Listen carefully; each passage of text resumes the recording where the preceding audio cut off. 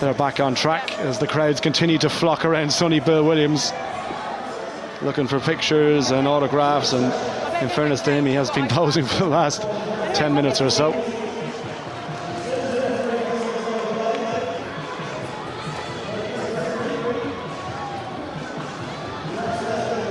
So we're just about set, and the beautiful heat of the Dubai desert continues to keep everyone very happy.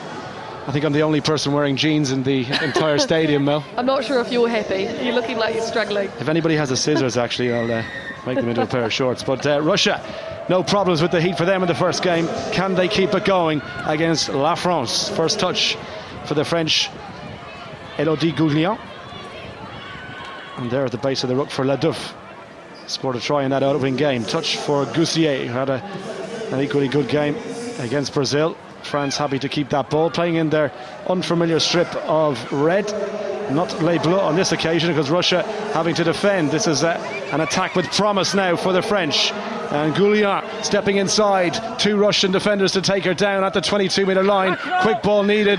Ledouf with the pop pass, wanted to take it on the reverse, she gets it again, now needs support, and Russian defending all over the place there.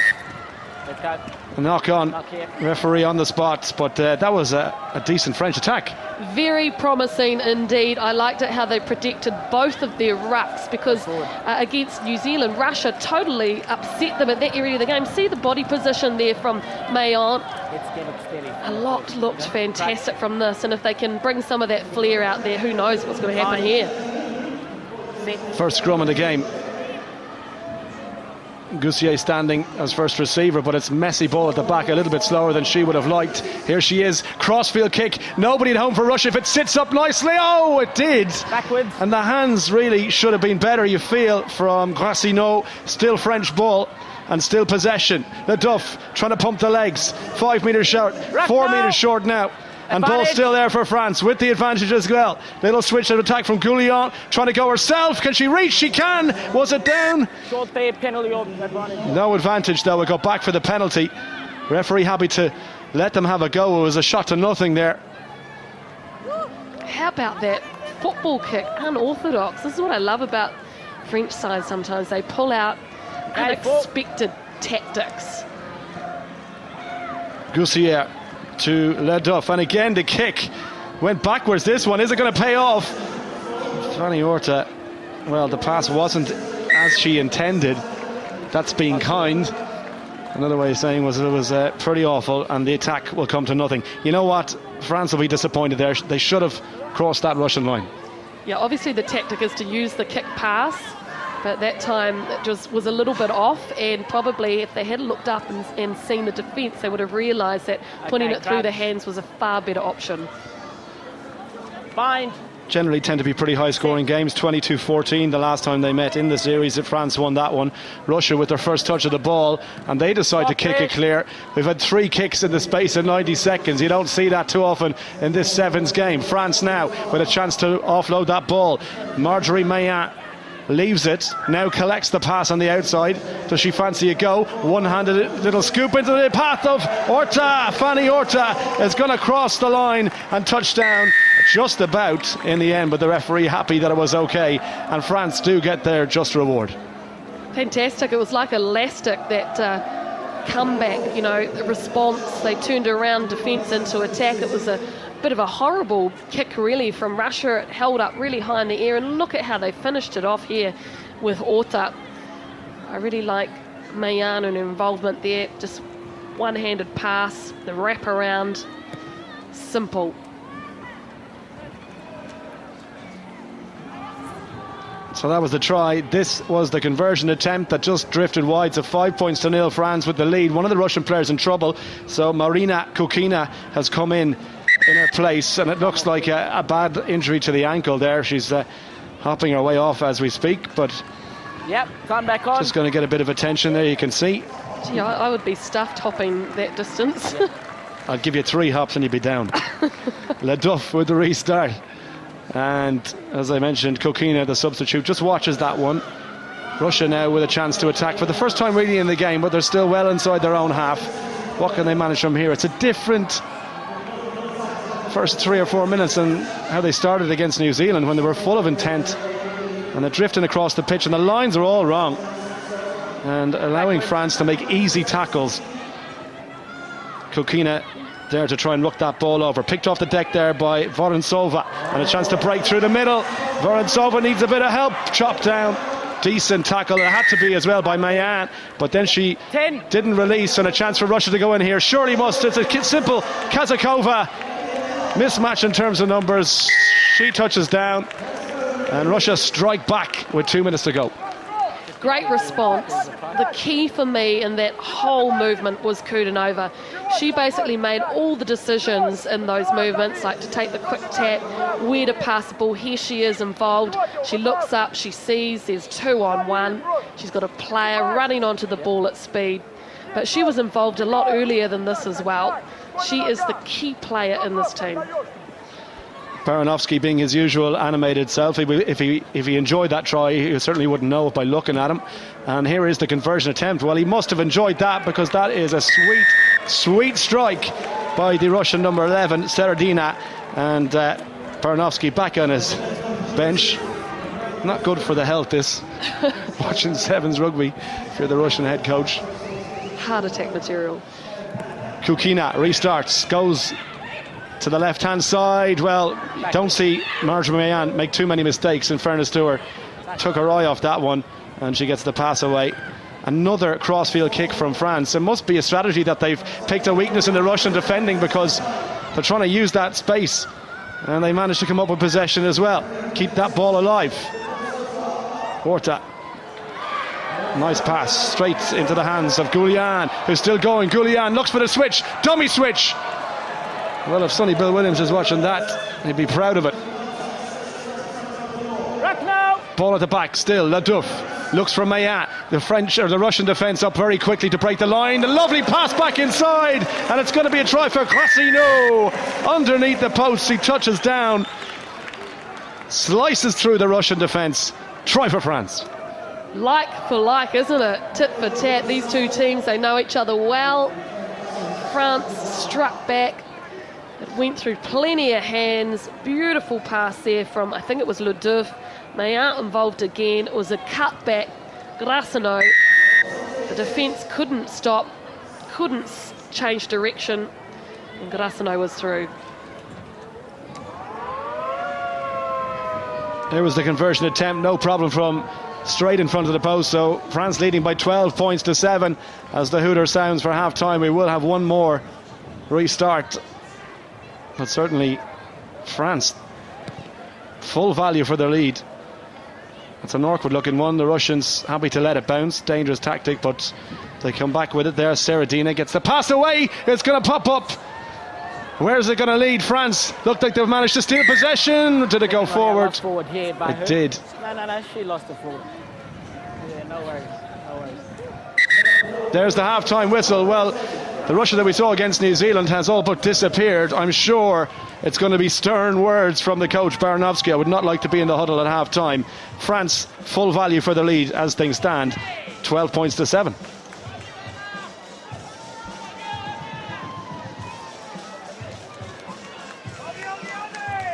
Я обижать не просил тебя. Здесь то же самое. Петрова защищается, не успеваешь. Понятно, скорость нет. Ну прибеги потом и помоги защищаться. Ушла на 2 метра от этого места. Вот так встала и стояла, смотрела.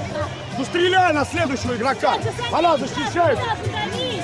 Вы же правильно не хотите играть. То же самое. Ну здесь она идет на передний. Ну явно тебе мешается. Ну дави сама. Чего вы дрожите, блядь? Давай подавить Алло, надо, вот девочки! так, берешь за спину игрока, ты начинаешь его на себя тащить, что нашу защиту такое. Баут выдавливай, убирайте игроков, проявляйте характер, не хрест с счетом, проявите характер, без начистки. Вышли на расслабоне, кому-то это развиваем. Давайте, девочки! Россия, 3-4! Россия! Не будете биться! Well, I think he's not too happy with that first half. I'm pretty sure a lot of that is about defence. You know, Harry did this sort of the squat. He's saying that they're just standing back on their haunches rather than going up and cutting down the space. And he's right, because they've only made 73% of their tackles, and that's pretty poor in a game of sevens. But hey, the score is only, what, 12-7? It's anyone's game. Absolutely. And when, you know, they've got the likes of Hamidova on the bench, Haven't seen her yet. Marina Kukina as well, impact substitution. So it'll be interesting to see when Baranovsky decides to use those substitutions. France at the moment are happy with the way things are, and why wouldn't they be? Christelle Leduc.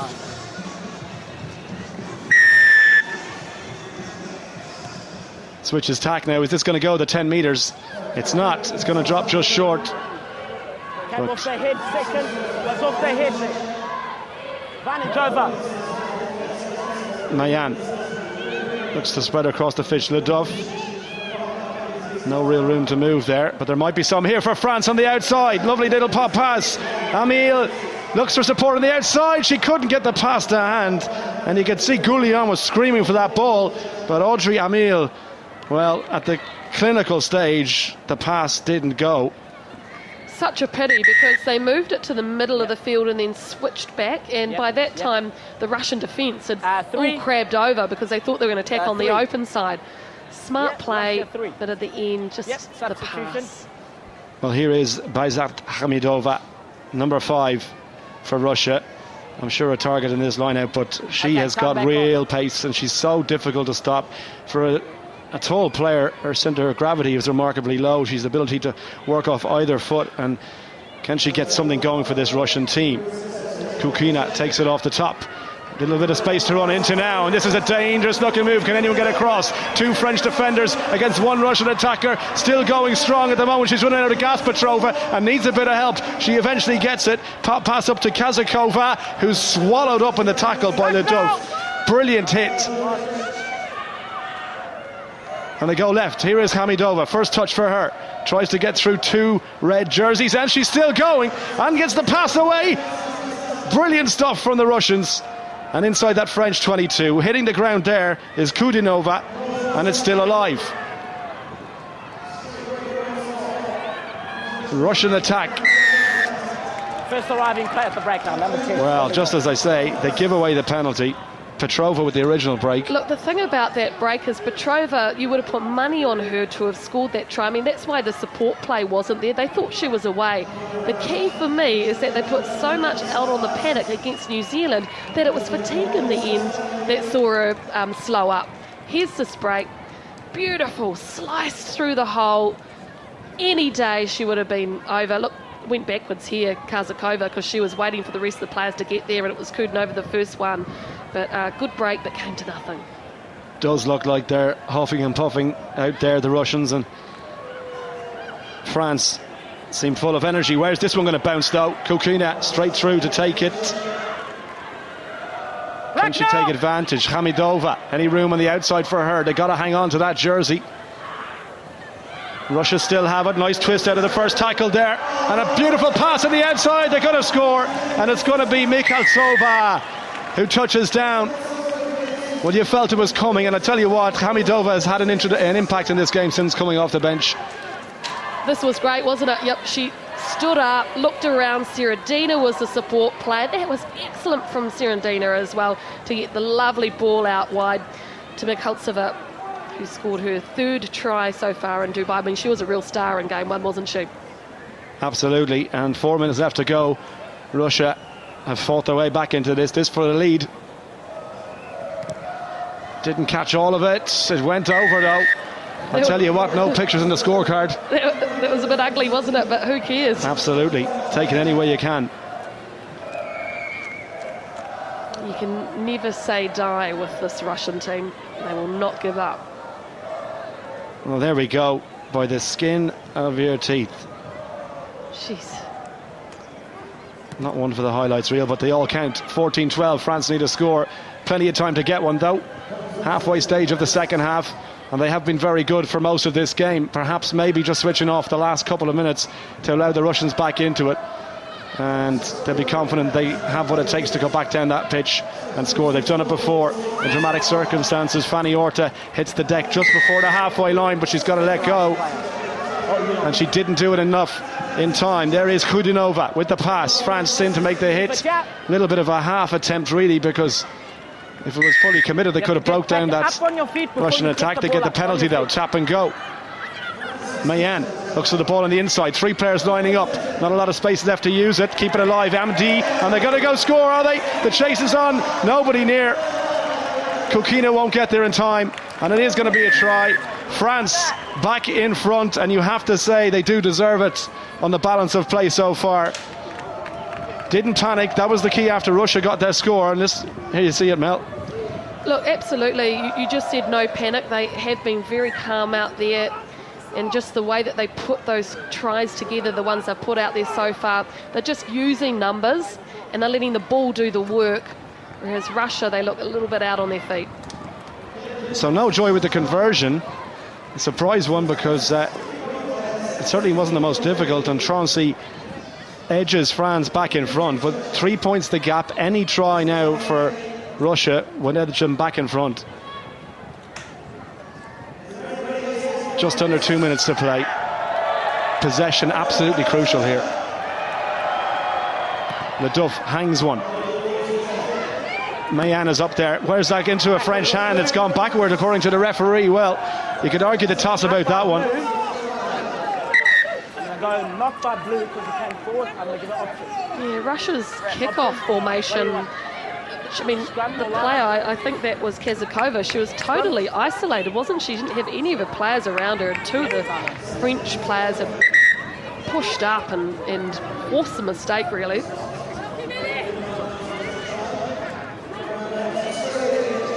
it is. She's all by herself. Great chase. Mayan involved, as was Lyon. So France had the option of a scrum or line. They've gone for the scrum there. I tell you, if they can hang on, the dynamics of this group will be very, very interesting because New Zealand will have only 1 win under the belt. Russia will only have 1 if it stays like this, and France will lead the way, but still to play New Zealand in what could be a crunch game. And everything on the line. That's what we want to see in the 7 series. Advantage being played to the French. Now, Fanny Orta drifts across. She's watched like a hawk by the Russian defence. Little handoff by Grassino. Scored a try earlier on in the first half. Back for Orta once more. Little step. Needs help and gets it. Pass back inside from Leduff. Where's this going to end up? Grassino again. Russia need to get their hands on this ball by any means necessary, and they have a penalty. Last chance saloon for Russia. What do you reckon, Mel? I'd love them to get a try because it will be entertaining, surprising, great to watch. And they're certainly capable of it. There's the tap. Kukina.